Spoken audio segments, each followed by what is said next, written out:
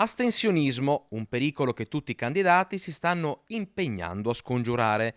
L'affluenza a Bassano, stando alle intenzioni raccolte, sembra dover far registrare un'inversione di tendenza rispetto alle ultime chiamate al voto. Nel 2019 le amministrative comunali l'affluenza è stata di il 64%, un dato sicuramente positivo rispetto alla media nazionale sempre sulle amministrative che parla del 47,54.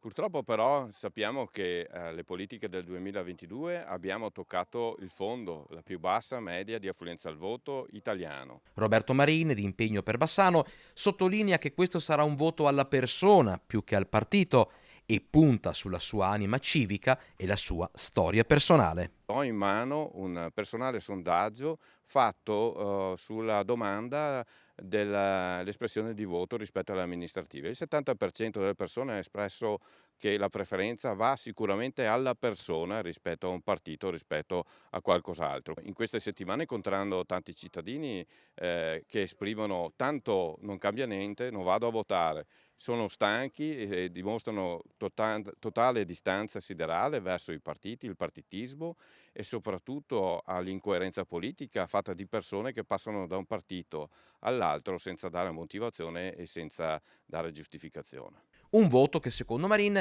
risentirà molto dei 5 anni di amministrazione appena trascorsi, con, sempre secondo il candidato sindaco, un alto tasso di insoddisfazione verso chi ha governato finora. Perché i problemi della città non hanno un colore, devono essere risolti.